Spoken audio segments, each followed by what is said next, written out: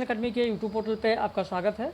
उम्मीद करते हैं कि आप सभी लोग अच्छे होंगे और आप लोगों की पढ़ाई भी अच्छी चल रही होगी, क्योंकि सारे त्यौहार समाप्त हो चुके हैं।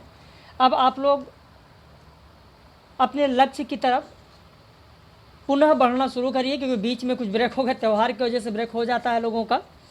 तो आज हम लोग जो प्रारंभ कर रहे हैं वो कहानी है। कहानी में 3 कहानियों का PDF आप लोगों को भेजा जा चुका है। जैनेंद्र की कहानी, अपना अपना भाग्य और पत्नी कहानी।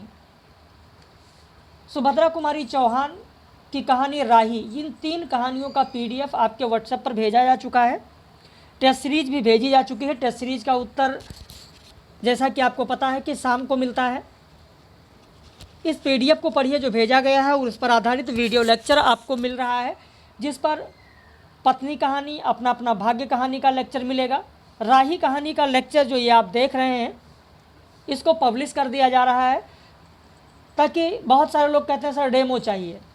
तो हमारे चैनल पर बहुत सारे वीडियो पब्लिश हैं, उन्हें आप देख सकते हैं। बाकी स्पेशल डेमो नहीं दिया जाता है। तो इस राही कहानी को देखिए। जो भी नए लोग हैं, अगर डेमो कह रहे हैं तो आप डेमो समझ सकते हैं, कोई दिक्कत नहीं है। बाकी जो हमारे मेंबर्स हैं जिनका एडमिशन हुआ है, जिनका एडमिशन अभी कल हुआ है, आज सुबह में हुआ है, वो ध्यान दें कि कॉपी पेन लेकर बैठें। जो भी चीज़ें इसमें नहीं हैं, अलग से दी जा रही हैं, उसे आप नोट करते चलें, और साथ में टेस्ट सीरीज़ का उत्तर अपना ज़रूर भेजें। जैसे जिनका एडमिशन अभी आज हुआ है, कल हुआ है, जैसे राजेश जोशी हैं, संध्या हैं, कामना गुप्ता हैं, कोमल गुप्ता हैं, भावना, प्रियदर्शी, रूमी, अनुपमा, प्रभाकर, कुलदीप सिंह, सत्यदेव सिंह, इंद्रजीत, कुमारी गीता, बबीता, अर्चना, उमा। तो इन लोगों का एडमिशन जिनका कल हुआ है, जिनका एडमिशन आज सुबह हुआ है, वो सारे लोग ध्यान दें कि कॉपी पेन लेकर जरूर बैठे। तो चलिए शुरू करते हैं। राही कहानी जो कि सुभद्रा कुमारी चौहान की है। नया बैच हमारे यहाँ आज से प्रारंभ हुआ है कहानी इकाई से। यदि आप भी नए हैं और हमारे चैनल पर जुड़ना चाहते हैं, पेड बैच ज्वाइन करना चाहते हैं, तो स्क्रीनशॉट ले लीजिए इस नंबर का 8052584004। इस नंबर पर आप फ़ोन करके या व्हाट्सअप करके फ़ीस और सारी जानकारी ले सकते हैं। जो लेक्चर आपका छूटा है वो सारे लेक्चर आपको उपलब्ध करा दिए जाएंगे। तो चलिए शुरू करते हैं राही कहानी सुभद्रा कुमारी चौहान की। लेकिन उससे पहले हम लोग बात करेंगे सुभद्रा कुमारी चौहान के बारे में। जैसा कि जो हमारे पुराने मेंबर्स हैं उन लोगों को पता है कि चाहे हम उपन्यास की बात करें, चाहे कहानी की बात करें, नाटक की बात करें, निबंध की बात करें, या अन्य विधा में जीवनी, रिपोर्टाज, संस्मरण, रेखाचित्र, चाहे जिसकी बात करें, सबसे पहले उस रचनाकार के बारे में जान लेते हैं जिसकी रचना की बात हम लोग करने जा रहे हैं। तो यहाँ पर सबसे पहले बात करेंगे सुभद्रा कुमारी चौहान की। सुभद्रा कुमारी चौहान, जिनका जन्म 16 अगस्त 1904, जिनका जन्म 16 अगस्त 1904 को हुआ, और जिनका देहांत 15 फरवरी 1948 को हुआ। वह इलाहाबाद के निहालपुर गांव की थी। वह हिंदी की प्रसिद्ध कवित्री, लेखिका और स्वतंत्रता सेनानी थी। इनके 2 कविता संग्रह हैं। 2 कविता संग्रह कौन कौन से हैं? अगर आपको पता है अच्छी बात है, नहीं पता है तो लिख लें, मुकुल और त्रिधारा। इसीलिए मैंने कहा है कि कॉपी पेन लेकर ज़रूर बैठें। जो भी चीज़ें इसमें नहीं हैं बताई जाएँ, उन्हें आप लिखें। 2 कविता संग्रह, पहला लिख लें मुकुल, दूसरा लिख लें त्रिधारा। त्रिधारा लिख लिया आप लोगों ने। 2 कविता संग्रह और 3 कथा संग्रह प्रकाशित हुए, पर उनकी प्रसिद्धि झांसी की रानी कविता से हुई। यहाँ पर जो 3 कथा संग्रह की बात की गई, वह 3 कथा संग्रह कौन कौन से हैं तो देख लेते हैं। पहला कथा संग्रह विखरे मोती। विखरे मोती में आप देखेंगे 16 कहानियाँ संकलित हैं, जैसे विखरे मोती, भग्नावशेष, होली, पापी पेट, मंझली रानी, परिवर्तन, दृष्टिकोण, कदम के फूल, किस्मत, मछुए की बेटी, एकादशी, आहुति, थाती, अमराई, अनुरोध और ग्रामीणा। ये 16 कहानियाँ विखरे मोती कहानी संग्रह में संकलित हैं। वैसे किसी भी कहानीकार के बारे में जब आप किसी कहानीकार की कहानियाँ जब पढ़ते हैं तो उस कहानीकार के जीवन के बारे में भी आपको जान लेना बहुत ही ज़रूरी होता है, क्योंकि उसकी जो भी रचनाएं होती हैं, उसकी जो विषय वस्तु होती है, वो कहीं ना कहीं उसके जीवन से प्रभावित होती है। जैसा कि अभी हम लोगों ने देखा कि सुभद्रा कुमारी चौहान की बात जब हम लोग करते हैं तो सुभद्रा कुमारी चौहान के बारे में आपने देखा कि वो क्या है, तो स्वतंत्रता सेनानी भी रह चुकी हैं सुभद्रा कुमारी चौहान। इसके अलावा सुभद्रा कुमारी चौहान लेखिका हैं। तो जब स्वतंत्रता सेनानी हैं, समाज में घूम घूम कर समाज के लोगों की रक्षा करना, उनका सहयोग करना, ये सारा काम कर रही हैं। एक समाज सेविका के रूप में भी काम कर रही हैं।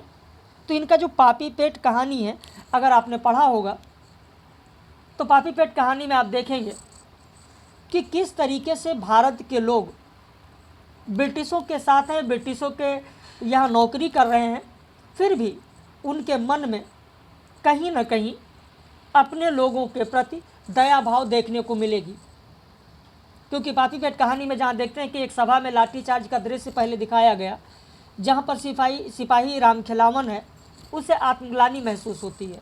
अपनी कोठरी में जाता है, अपनी लाठी को जला देता है, क्योंकि उसके लाठी से एक बच्चे की खोपड़ी फूट जाती है, खोपड़ी पर लगती है, और सोचता है कि इस पापी पेट के लिए ये कर रहे हैं। अगर पापी पेट न होता तो शायद ये चीज़ ना करते, नहीं तो 20 रुपल्ली के लिए कौन ये कसाईपन जैसा काम करे। और अंततः वह अगले दिन अपनी नौकरी से इस्तीफा दे देता है।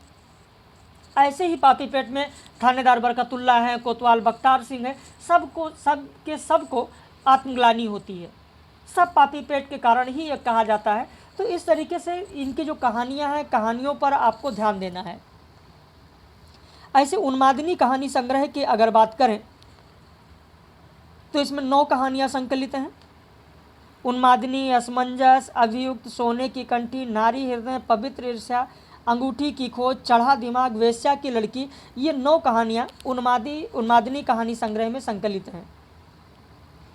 सीधे साधे चित्र कहानी संग्रह, ध्यान रखना, भूले बिसरे चित्र की बात नहीं कर रहे हैं हम लोग, सीधे साधे कहानी संग्रह की बात कर रहे हैं।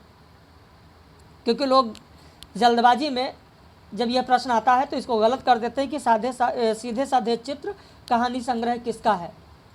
लोग भगवती चरण वर्मा को याद कर लेते हैं। तो यहाँ पर जो डाउट रहता है, जो संशय रहता है, उस संशय को आप लोग दूर करें। इन चीज़ों को जरूर ध्यान रखें। तो सीधे साधे चित्र में रूपा, कैलाशी नानी, बियाह, कल्याणी, 2 साथी, प्रोफेसर मित्रा, दुराचारी, मंगला, गुलाब सिंह, तांगेवाला, राही और हींगवाला, ये कहानियाँ सीधे साधे चित्र कहानी संग्रह में संकलित हैं। राही कहानी जो कि आपके पाठ्यक्रम में है, हम लोग बात करेंगे, इसके बारे में पूरा विस्तृत देखेंगे। लेकिन उससे पहले सुभद्रा कुमारी चौहान के बारे में थोड़ा सा और जान लीजिए आप कि सुभद्रा कुमारी चौहान की आयु जब 9 वर्ष की थी, 9 वर्ष की अल्पायु में ही सुभद्रा कुमारी चौहान ने नीम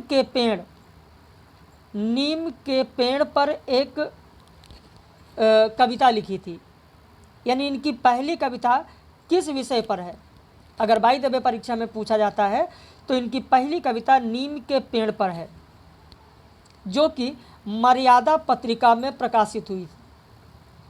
मर्यादा पत्रिका में प्रकाशित हुई थी। आप लिखना चाहें तो लिख लें। तो 9 वर्ष की आयु में इन्होंने लिखा। फिर 1919 ईस्वी में ठाकुर लक्ष्मण सिंह से विवाह इनका हो गया। टाइम्स ऑफ इंडिया पत्रिका ने इन्हें लोकल सरोजनी कहा है। ये भी प्रश्न पूछा जा सकता है कि लोकल सरोजनी किसे कहा जाता है। इसीलिए मैंने कहा है कि कॉपी पेन लेकर आप लोग जरूर बैठें। लोकल सरोजनी किसे कहा जाता है? तो सुभद्रा कुमारी चौहान को कहा जाता है। किसने कहा है, किस पत्रिका में कहा गया? तो टाइम्स ऑफ इंडिया पत्रिका में। Local Sarojini, times of India पत्रिका में लोकल सरोजनी सुभद्रा कुमारी चौहान को कहा गया है। सुभद्रा कुमारी चौहान का विवाह आपने देखा कि 1919 में ठाकुर लक्ष्मण सिंह से हुआ। और ठाकुर लक्ष्मण सिंह जैसा जीवन साथी और माखनलाल चतुर्वेदी जैसा पथ प्रदर्शक पाकर सुभद्रा कुमारी चौहान स्वतंत्रता के राष्ट्रीय आंदोलन में बराबर सक्रिय रही हैं। अब ये भी आपसे प्रश्न पूछा जा सकता है कि इनके पथ प्रदर्शक कौन थे? सुभद्रा कुमारी चौहान के पथ प्रदर्शक कौन थे? ऐसे भी प्रश्न बन सकता है, तो लिख लें माखनलाल चतुर्वेदी। माखनलाल चतुर्वेदी लिख लिया। इनकी जीवनी लिख लीजिए। इनकी जीवनी है मिला तेज से तेज, मिला तेज से तेज, मिला तेज से तेज, ये जीवनी है सुभद्रा कुमारी चौहान की।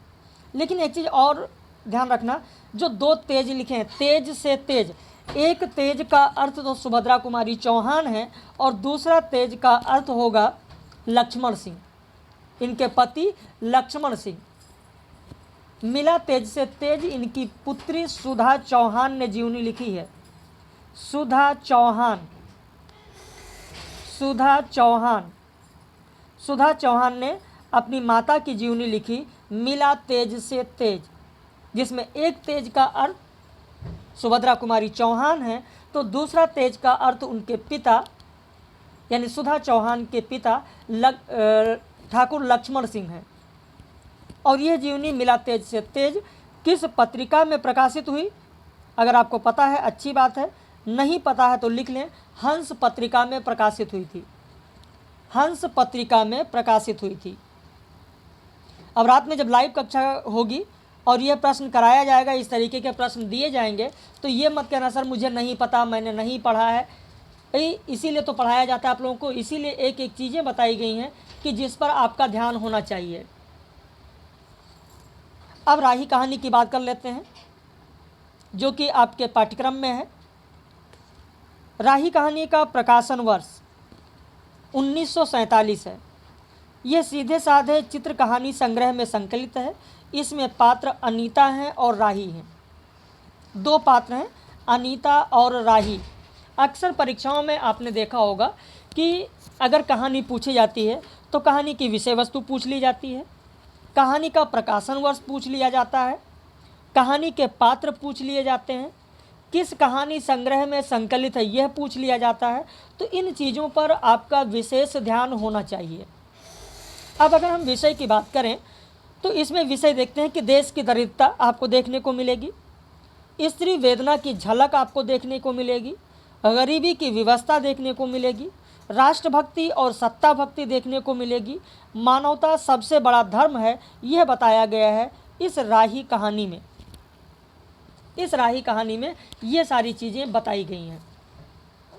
देखिए, देश की दरिद्रता की अगर बात करें तो आप देखेंगे कि जब ये कहानी आप पढ़ते हैं, जब आप राही कहानी को पढ़ेंगे तो राही कहानी में देश की दरिद्रता की जब बात होती है तो आप देखेंगे जहाँ पर कहा गया है कि तूने चोरी क्यों की, तो कहती मजदूरी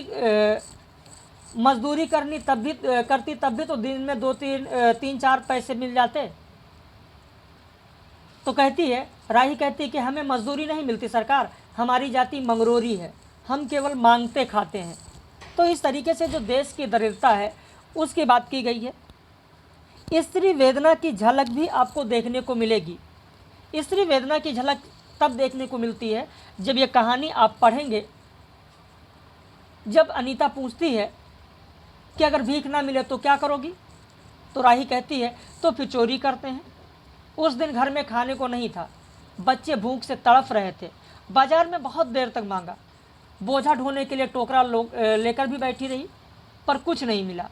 सामने किसी का बच्चा रो रहा था, उसे देखकर मुझे अपने भूखे बच्चे की याद आ गई और वहीं पर किसी की नाज की गठरी रखी हुई थी, उसे लेकर भागी ही थी कि पुलिस वाले ने पकड़ लिया। तो जो स्त्री की वेदना है वो दिखाया गया है। राही का जो पति है, राही के पति को भी जेल हो जाता है। जेल में इतनी पिटाई होती है कि अस्पताल में ले जाते हैं और अस्पताल में ही उसकी मृत्यु हो जाती है। राही के बच्चे अनाथ हैं। तो ये स्त्री वेदना की झलक आपको देखने को इस कहानी में मिलेगी। गरीबी की व्यवस्था भी आपको पूरी तरीके से यहाँ पर देखने को मिलेगी। राष्ट्रभक्ति और सत्ता भक्ति के बारे में आप देखेंगे तो अनीता का जो कथन है वहाँ पर राष्ट्रभक्ति और सत्ता भक्ति देखने को मिलेगी। मानवता सबसे बड़ा धर्म, ये भी बताया गया। अभी पूरी कहानी आपके सामने रखेंगे, संक्षेप में पहले जान लें। राही जो कि चोरी की दोषी है, उसकी व्यवस्था के कारण की गई चोरी की जानकारी से दुखी होकर अनीता जो कि स्वतंत्रता सेनानी है, अनीता के द्वारा तत्कालीन कांग्रेसी आंदोलनकारियों की सत्ता लोलुपता और ढोंग पर चिंतन तथा विवश गरीबों की सेवा को वास्तविक देशभक्ति समझने वाले स्वप्न से जेल के परिवेश से बनी ये कहानी है। जेल के परिवेश की जब हम कहानी की बात करते हैं कि जेल के परिवेश की कहानी, तो यहाँ पर एक चीज़ और ध्यान देना, जो रूपा कहानी है। अभी मैंने आपको बताया है रूपा कहानी। अभी इससे पहले तुरंत हम लोगों ने देखा कि सीधे साधे चित्र कहानी संग्रह की पहली ही कहानी है रूपा। जो रूपा कहानी है वो रूपा कहानी भी जेल की कहानी है। जिस तरीके से राही कहानी जेल की कहानी है, ठीक उसी तरीके से रूपा कहानी भी जेल की कहानी है। राही मंगरोरी जाति की थी जिसने नाज की गठरी चुराई। उसमें 5-6 सेर अनाज था जिसके लिए साल भर की सज़ा होती है। राही के पति को धारा 109 में चालान कर दिया गया था और उसकी मृत्यु जेल में हो गई थी। अब इसके जो कुछ कथन हैं कि हम जितनी बार जेल जा चुके होते हैं उतनी ही सीढ़ी हम देशभक्ति और त्याग से दूसरों से ऊपर उठ जाते हैं। अगला एक और महत्वपूर्ण कथन है कि संसार की मृग मरीचिका में हम लक्ष्य को भूल जाते हैं। सतह से ऊपर तक पहुंच पाने वाली कुछ एक महान आत्माओं को छोड़कर सारा जन समुदाय संसार में अपने को खोया हुआ पाता है। कर्तव्य का उसे ध्यान नहीं, सत्यासत्य की समझ नहीं, अन्यथा मानवीयता से बढ़कर कौन सा मानव धर्म है। पतित मानवता को जीवन दान देने की अपेक्षा भी कोई महत्वपूर्ण है। अब इसके अलावा अगर बाई द वे अभी पूरी कहानी आपको सुनाते हैं, इसके अलावा अगर परीक्षा में पूछा जाए कि राही कहानी की विषय वस्तु क्या है, तो मैंने 3-4 पॉइंट आपको ऊपर बताया। उसके बाद कुछ और भी पॉइंट लिख लीजिए और कहाँ कहाँ पर ये है वो मैं अभी आपको दिखाता हूँ। लिखें, आत्मग्लानि का भाव। आत्मग्लानि का भाव। आत्मग्लानि का भाव भी आपको इस कहानी में देखने को मिलेगा। कहाँ पर है, अभी पूरी कहानी मैं आपको बता रहा हूँ, बताएंगे कि कहाँ कहाँ पर क्या क्या चीज़ें हैं। दूसरा लिखिए अशिक्षा। दूसरा लिखिए अशिक्षा, अशिक्षा। तीसरा लिखिए सुख कल्पना मात्र भी नहीं। सुख कल्पना, सुख कल्पना मात्र भी नहीं। सुख कल्पना मात्र भी नहीं। अगला लिखिए जीवन लक्ष्य की तलाश। जीवन लक्ष्य की तलाश। जीवन लक्ष्य की तलाश। अगला पॉइंट लिखिए, अगला पॉइंट लिखिए अपने नियमों का परिणाम। अपने नियमों का परिणाम। अपने नियमों का परिणाम। अगला लिखिए कानूनी व्यवस्था। कानूनी व्यवस्था। कानूनी व्यवस्था। अगला पॉइंट पूंजीपति वर्गों का आधिपत्य। पूंजीपति वर्गों का आधिपत्य। अगला पॉइंट गरीबों की व्यवस्था। गरीबों की व्यवस्था। गरीबों की व्यवस्था। लिख लिया। अब ये पॉइंट इस कहानी में मिलेगा। आप कहेंगे कि तो 4 पेज की सर कहानी है और इसमें इतनी सारी चीज़ें कहाँ से हैं। तो लोगों को यही तो नहीं पता होता कि कहाँ पर और कहाँ से कैसे प्रश्न पूछे जा सकते हैं। क्या क्या विषय वस्तु इसमें है। लेकिन जब किसी चीज़ को आप पढ़ेंगे, अच्छे से पढ़ेंगे, विस्तृत पढ़ेंगे, तभी आपको पता चलेगा कि ये सारी चीज़ें हैं या नहीं हैं। कभी कभार आपने देखा होगा कि बीच से कथन पूछ लिए जाते हैं, चाहे नाटक हो, निबंध हो, कहानी हो, उपन्यास हो, और फिर लोगों को यही नहीं पता होता है कि ये किस कहानी का है या किस रचना का है। और जब इन सारे छोटे छोटे पॉइंटों पर आपका ध्यान होगा तो बहुत ही आराम से आप कर लेंगे। इसीलिए मैं कहता हूँ कि 100% मेरी गारंटी होती है कि प्रश्न आपको हमारे लेक्चर से ही मिलेगा परीक्षा में। 2-4 अपवाद के रूप में छोड़ दिए जाए तो, क्योंकि साहित्य सागर है। तो आइए अब पूरी कहानी की ओर चलते हैं और उसमें कहाँ कहाँ पर क्या क्या चीज़ें हैं विषय वस्तु के साथ आपको बताते चलेंगे। ज़्यादा समय आपका नहीं लगेगा, मुश्किल से 10 से 15 मिनट लगेगा। पूरी कहानी आप देख लेंगे और एक एक तथ्य आपके समझ में आ जाएगा। राही कहानी सुभद्रा कुमारी चौहान की। पूछती है तेरा नाम क्या है? कहती है राही। तुझे किस अपराध में सजा हुई? चोरी की थी सरकार। चोरी? क्या चुराया था? नाज की गठरी। ये भी पूछा था क्या चोरी की थी? नाज की गठरी। कितना अनाज था? होगा 5-6 सेर। और सजा कितने दिन की? तो 1 वर्ष की सजा, साल भर की। कितने वर्ष की सजा होती है? तो साल भर की सजा होती है। तो तूने चोरी क्यों की? मजदूरी करनी, तब मजदूरी करती तब भी तो दिन भर में 3-4 आने पैसे मिल जाते। कहती है हमें मजदूरी नहीं मिलती सरकार, हमारी जाति मंगरूरी है, हम केवल मांगते खाते हैं। पूछती है और भीख ना मिले तो फिर चोरी करते हैं। उस दिन घर में खाने को नहीं था, बच्चे भूख से तड़फ रहे थे। बाजार में बहुत देर तक मांगा, बोझा ढोने के लिए टोकरा लेकर भी बैठी रही पर कुछ ना मिला। सामने किसी का बच्चा रो रहा था, उसे देखकर मुझे अपने भूखे बच्चे की याद आ गई। वहीं पर किसी की नाज की गठरी रखी हुई थी, उसे लेकर भागी ही थी कि पुलिस वालों ने पकड़ लिया। तो यहाँ पर जो चोरी की बात की जा रही है, ये चोरी की बात ऐसा नहीं है कि सुभद्रा कुमारी चौहान ही लिख रही हैं। अगर प्रेमचंद की कहानी आपने पढ़ा है, प्रेमचंद की कहानी आप देखेंगे, वैर का अंत, वैर का अंत अगर आपने कहानी पढ़ा है तो वैर के अंत में आप देखेंगे कि वहाँ पर भी जो जागेश्वर राय के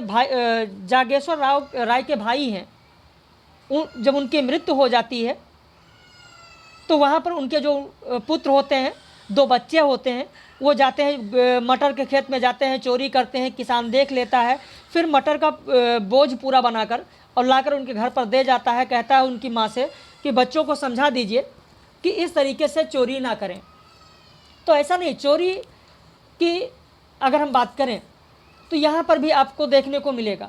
गरीबी की अगर बात करें तो गरीबी केवल सुभद्रा कुमारी चौहान की कहानी राही में ही नहीं दिखाया गया, गरीबों की व्यवस्था का जिक्र केवल यही नहीं किया गया।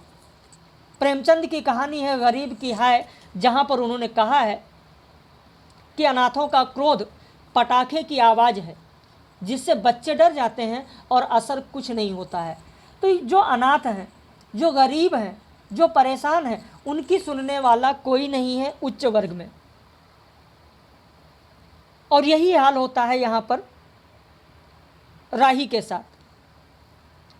वो चोरी करती है, पुलिस वाले पकड़ लेते हैं। अनीता ने एक ठंडी सांस ली, बोली फिर तूने कहा नहीं कि बच्चे भूखे थे इसलिए चोरी की? संभव है इस बात से मजिस्ट्रेट कम सजा देता। हम गरीबों की कोई नहीं सुनता सरकार, बच्चे आए थे कचहरी में, मैंने सब कुछ कहा पर किसी ने नहीं सुना। तो ये राही कहती है। तो यहाँ पर जो ये गरीबी की व्यवस्था दिखाया गया है, गरीबों की जो व्यथा दिखाई गई है, जो बात की गई है, वो प्रेमचंद में भी आपको देखने को मिलेगा।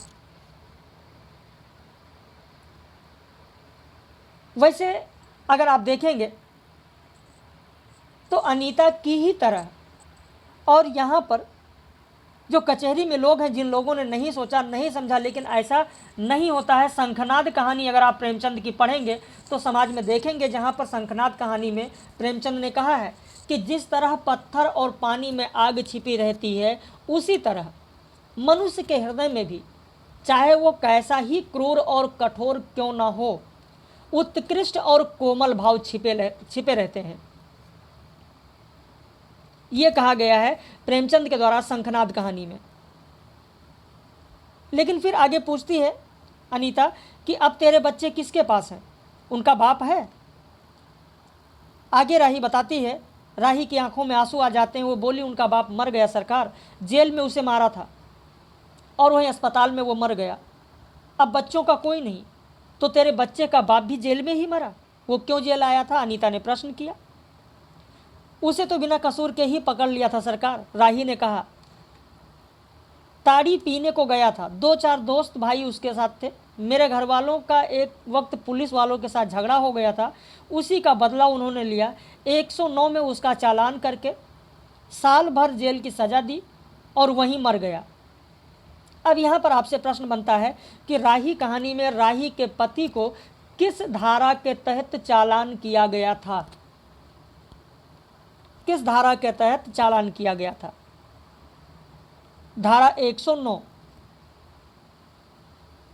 यहाँ पर ये भाग्य की ही तो बात है, इनकी स्थिति की ही तो बात है। परिस्थिति ने ही तो मजबूर किया। और ठीक इसी तरीके से परिस्थिति की जब हम बात करते हैं तो अपना अपना भाग्य कहानी, जो कि आज ही आपको लेक्चर मिलेगा, उसमें भी देखेंगे कि किस तरीके से 10 वर्ष के बालक की ठंड से मृत्यु हो जाती है। वहाँ पर भी गरीबी की व्यवस्था, लाचारी, ये सारी चीज़ें वहाँ पर भी अपना अपना भाग्य में भी दिखाया गया है। उच्च पदों पर आसीन, सर्व रूप से संपन्न तथा कथित बुद्धिजीवी, जो समाज और गरीबों के उत्थान के लिए बड़ी बड़ी बातें तो करते हैं लेकिन व्यवहारिक रूप से कुछ नहीं करते। उनकी दया और सहानुभूति केवल बड़े बड़े शब्दों के आडंबर तक ही सीमित है। और ठीक इसके विपरीत यहाँ पर अनीता का दृश्य है कि अनीता इन लोगों की सहायता की बात करती है। वास्तविक रूप से किसी गरीब असहाय की सहायता करने की बात की गई है यहाँ पर, लेकिन अपना अपना भाग्य कहानी में वास्तविक रूप से जब किसी गरीब असहाय की सहायता करने की बात आती है तो उच्च पदों पर आसीन, सर्व रूप से संपन्न तथा कथित बुद्धिजीवी लोग बहाना बनाकर बच निकलने की कोशिश करते हैं। खैर, राही कहानी में हम लोग आगे चलते हैं कि अनीता ने एक दीर्घ निश्वास के साथ कहा, अच्छा जा अपना काम कर। राही चली गई। अनीता सत्याग्रह करके जेल आई थी। पहले उसे B क्लास दिया गया था, फिर उसके घर वालों ने लिखा पढ़ी करके उसे A क्लास दिला दिया। अनीता के सामने आज एक प्रश्न था।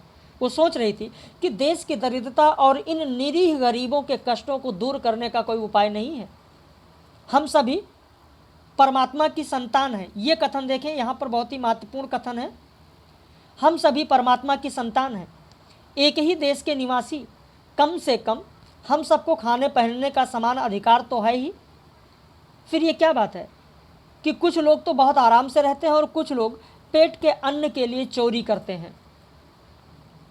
उसके बाद विचारक की अदूरदर्शिता के कारण या सरकारी वकील के चातुर्यपूर्ण जिरह के कारण छोटे छोटे बच्चों की जो माताएं हैं वो जेल भेज दी जाती हैं। उनके बच्चों को भूखों मरने के लिए छोड़ दिया जाता है। ये आप देखेंगे, ये है कानूनी व्यवस्था। किस कानूनी व्यवस्था की बात की गई, जो मैंने अभी आपको नोट कराया था, वो इसी कानूनी व्यवस्था की बात की गई है। वो सोचती है कि किस तरीके का ये कानून है कि जो बड़े बड़े लोग होते हैं वो वकील के चातुर्यपूर्ण जिरह के कारण छोड़ दिए जाते हैं, लेकिन जो छोटे छोटे लोग होते हैं, गरीब लोग होते हैं, असहाय लोग होते हैं, छोटे छोटे बच्चों की जो माताएं होती हैं वो जेल भेज दी जाती हैं। उनके बच्चे भूखों मरने के लिए छोड़ दिए जाते हैं। एक और तो ये कैदी हैं जो जेल आकर सचमुच जेल जीवन के कष्ट उठाते हैं, और दूसरी ओर हैं हम लोग जो अपनी देशभक्ति और त्याग का ढिंढोरा पीटते हुए जेल आते हैं। हमें आमतौर से दूसरे कैदियों के मुकाबले में अच्छा बर्ताव मिलता है, फिर भी हमें संतोष नहीं होता। हम जेल आकर ये और B क्लास के लिए लड़ते झगड़ते हैं। जेल आकर ही हम कौन सा बड़ा त्याग कर देते हैं। जेल में हमें कौन सा कष्ट रहता है सिवाय इसके कि हमारे माथे पर नेतृत्व की सील लग जाती है। हम बहुत ही अभिमान के साथ कहते हैं कि हमारी 4थी जेल यात्रा है, यह हमारी 5वीं जेल यात्रा है। और जो यहाँ पर हम कहते हैं कि ये हमारी चौथी जेल यात्रा है, पांचवी जेल यात्रा है, यहीं पर दिखाया गया कि ये सत्ता भक्ति है, यही सत्ता भक्ति है। और ऐसी सत्ता भक्ति नहीं चाहिए। और अपनी जेल यात्रा के किस्से बार बार सुना सुना कर आत्मगौरव अनुभव करते हैं। कहने का मतलब यह है कि हम जितने बार जेल जा चुके होते हैं उतनी ही सीढ़ी हम देशभक्ति और त्याग से दूसरों से ऊपर उठ जाते हैं। और इसके बल पर जेल से छूटने के बाद कांग्रेस को राजकीय सत्ता मिलते ही हम मिनिस्टर, स्थानीय संस्थाओं के मेंबर और क्या क्या हो जाते हैं। अनीता सोच रही थी, कल तक जो खद्दर भी ना पहनते थे, बात बात पर कांग्रेस का मजाक उड़ाते थे, कांग्रेस के हाथों में थोड़ी सी शक्ति आते ही वे कांग्रेस भक्त बन गए, खद्दर पहनने लगे, यहाँ तक कि जेल में भी दिखाई पड़ने लगे। वास्तव में यह देशभक्ति है या सत्ता भक्ति? तो यहाँ देशभक्ति और सत्ता भक्ति की बात की गई है। वैसे जिस तरीके से अनीता जेल जाती है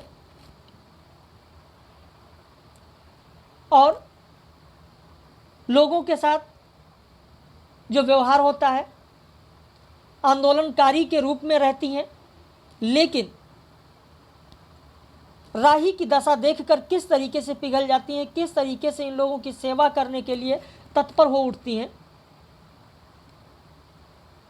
जब अनीता का ये चरित्र देखने को मिलता है तो प्रेमचंद की कहानी बैर का अंत याद आ जाता है, जहाँ पर बैर के अंत कहानी में, बैर का अंत आप लोगों में से कितने लोगों ने पढ़ा है? प्रेमचंद की कहानी बैर का अंत आप लोगों में से कितने लोगों ने पढ़ा है? जहाँ पर प्रेमचंद कहते हैं कि युवा अवस्था आवेशमय होती है, युवा अवस्था आवेशमय होती है, क्रोध से आग हो जाती है तो करुणा से पानी भी हो जाती है। ये बैर का अंत कहानी में प्रेमचंद ने कहा है।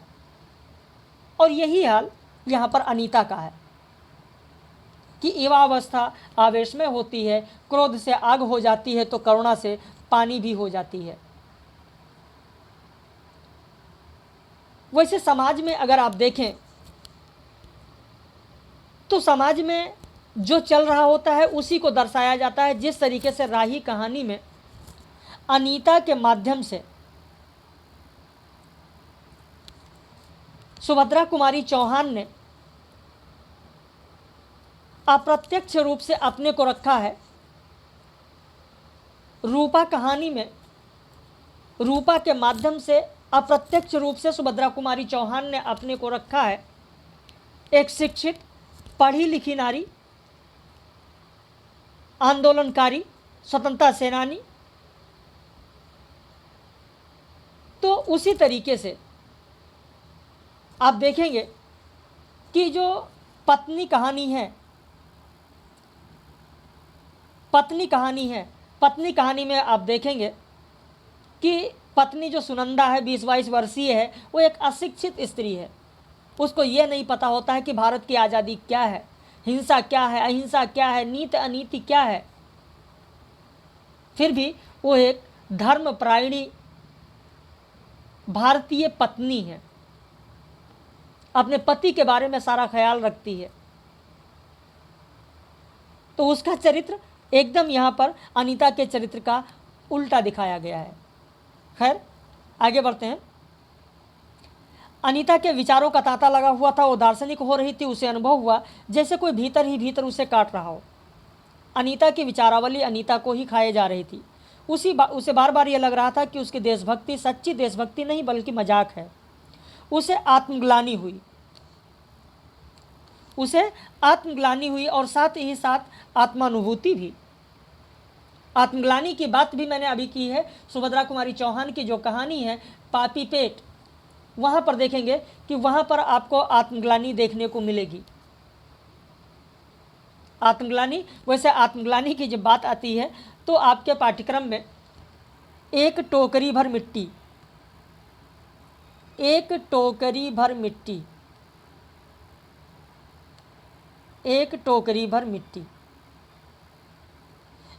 भर मिट्टी जो माधवराव सप्रे की, वहाँ पर भी आप देखेंगे कि जो जमींदार है, जमींदार को भी आत्मग्लानि होती है। जो वृद्धा बुढ़िया है वहाँ पर उसके माध्यम से गरीबी क्या होती है, गरीबी की व्यवस्था क्या होती है, वो दिखाया गया है। जिस तरीके से यहाँ पर राही की गरीबी की व्यवस्था दिखाई गई, उसी तरीके से एक टोकरी भर मिट्टी में माधवराव सप्रे की जो कहानी है, वहाँ पर उस बुढ़िया के माध्यम से गरीबी की व्यवस्था दिखाई गई। जिस तरीके से यहाँ पर अनीता को आत्मग्लानि होती है, ठीक उसी तरीके से माधवराव सप्रे की कहानी एक टोकरी भर मिट्टी में जमींदार को आत्मग्लानि होती है, आत्मानुभूति होती है उसको। जिस तरीके से सुभद्रा कुमारी चौहान की जो कहानी पापी पेट है, जिसमें राम खिलावन को, बरकतुल्ला को, बख्तार सिंह को आत्मग्लानि होती है, आत्मानुभूति होती है, ठीक उसी तरीके से यहाँ पर अनीता को होती है। अनीता की आत्मा बोल उठी, वास्तव में सच्ची देशभक्ति तो इन गरीबों के कष्ट निवारण में है। ये कोई दूसरा नहीं, हमारी ही भारत माता की संतानें हैं। यहाँ पर यह कथन आपके लिए बहुत ही महत्वपूर्ण है कि वास्तव में सच्ची देशभक्ति तो इन गरीबों के कष्ट निवारण में है। ये कोई दूसरे नहीं, हमारी ही भारत माता की संतानें हैं। ये बहुत ही महत्वपूर्ण है। लाखों भूखे नंगे भाई बहनों की यदि हम कुछ भी सेवा न कर सकें, थोड़ी भी कष्ट निवारण कर सकें, तो सचमुच हमने अपने देश की कुछ सेवा की।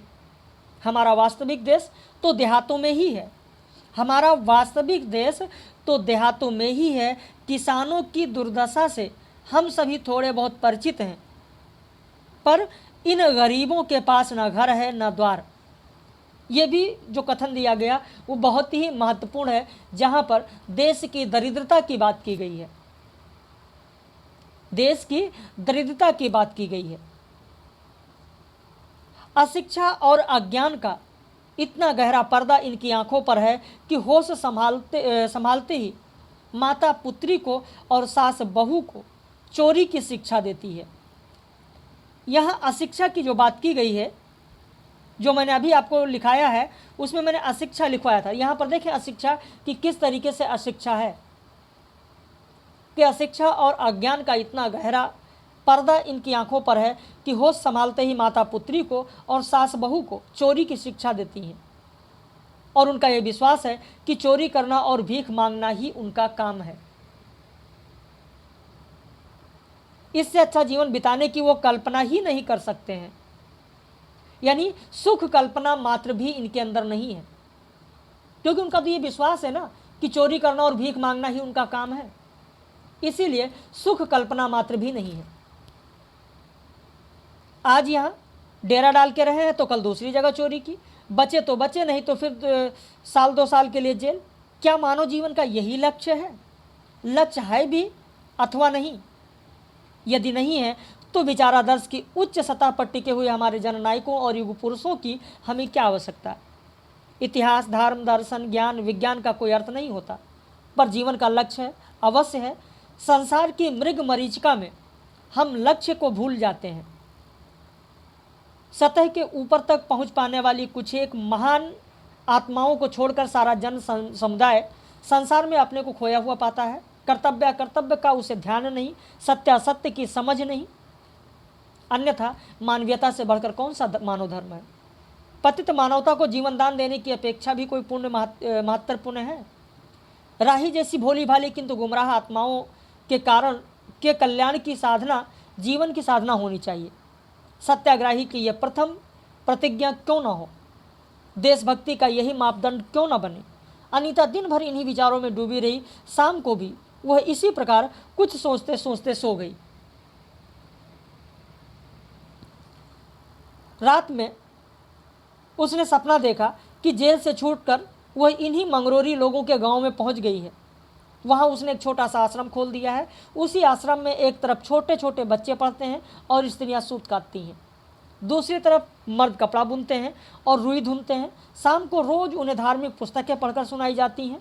देश में कहाँ क्या हो रहा है ये सरल भाषा में समझाया जाता है। वही भीख मांगने और चोरी करने वाले आदर्श ग्रामवासी हो चले हैं। रहने के लिए उन्होंने छोटे छोटे घर बना लिए हैं। राही के अनाथ बच्चों को अनीता अपने पास रखने लगी है। अनीता यही सुख स्वप्न देख रही थी। रात में वो देर से सोई थी। सुबह 7 बजे उसकी नींद न खुल पाई। अचानक स्त्री जेलर ने आकर उसे जगा दिया और बोली, आप घर जाने के लिए तैयार हो जाइए, आपके पिता बीमार हैं, आप बिना सत्य छोड़ी जा रही हैं। अनीता अपने स्वप्न को सच्चाई में परिवर्तित करने की एक मधुर कल्पना लेकर घर चली जाती है। तो यहाँ पर गरीबी की जो व्यवस्था दिखाई गई है, ऐसा ही नहीं है कि केवल यहीं पर कमलेश्वर की जो कहानी है राजा निर्बंसिया, वहाँ पर भी आप देखें कि किस तरीके से एक पत्नी गरीबी को भी झेलती है, गरीबी की व्यवस्था में भी जीती है, और साथ में एक भारतीय पत्नी होने का दायित्व किस तरीके से निभाती है और किस तरीके से उस पर लांछन लगते हैं। ये राजा निर्बंसिया जो कमलेश्वर की कहानी है, वहाँ पर आपको देखने को मिलेगा, जहाँ पर चंदा अपने पति जगपति के इलाज के लिए कड़ा गिरवी रखती है। बचन सिंह कंपाउंडर के साथ उसके अनैतिक संबंध की चर्चा होती है, दोषारोपण होता है। लेकिन आप देखेंगे कि एक स्त्री से यदि पत्नित्व और मातृत्व छीन लिया गया तो उसके जीवन की सार्थकता ही क्या बची। जिस तरीके से यहाँ पर राही में आपने देखा कि राही के पति की मृत्यु हो जाती है जेल में, राही को भी जेल हो जाती है, उसके बच्चे अनाथ हो जाते हैं। तो अगर एक स्त्री से पत्नित्व और मातृत्व छीन लिया गया तो उसके जीवन की सार्थकता ही क्या है। और जिस तरीके से यहाँ पर बताया गया नियमों का परिणाम कि छोटे छोटे बच्चों की माताएं जेल भेज दी जाती हैं, उनके बच्चे भूखों मरने के लिए छोड़ दिए जाते हैं, पति अलग होता है, तो इन दोनों के बीच में, पति पत्नी के बीच में किस तरीके से दूरियां आ जाती हैं। वैसे औलाद ही तो वह स्नेह की धुरी है जो आदमी औरत के पहिए को साध कर तन के दलदल से पार ले जाती है, नहीं तो हर औरत वेश्या है और हर आदमी वासना का कीड़ा है। ये राजा निर्बंसिया कहानी जब आप पढ़ेंगे कमलेश्वर की, तो वहाँ पर ये सारे कथन आपको मिलेंगे। वहाँ पर एक और बहुत ही महत्वपूर्ण कथन है जो कि अक्सर लोग नहीं जानते, तो गोदान लगा बैठते हैं, गोदान उपन्यास में चले जाते हैं कि कर्ज कोढ़ का रोग होता है, एक बार लगने से तन तो गलता ही है, मन भी रोगी हो जाता है। तो इस तरीके से जो महत्वपूर्ण कथन होते हैं आप लोगों को बताए जाते हैं, उन पर भी आप लोगों का विशेष ध्यान होना चाहिए। और यहाँ पर जितनी भी चीज़ें मैंने आपको बताई उन पर विशेष ध्यान आपका होना चाहिए। बाकी आपको 2 लेक्चर और मिलेगा, एक पत्नी कहानी और दूसरा अपना अपना भाग्य कहानी। तीनों बहुत छोटी छोटी कहानियाँ हैं, राही कहानी, अपना अपना भाग्य कहानी और पत्नी कहानी। तीनों आप देख लीजिए, तीनों पर आधारित रात में 9 बजे लाइव कक्षा में महत्वपूर्ण प्रश्नों के साथ हम लोग मिलेंगे।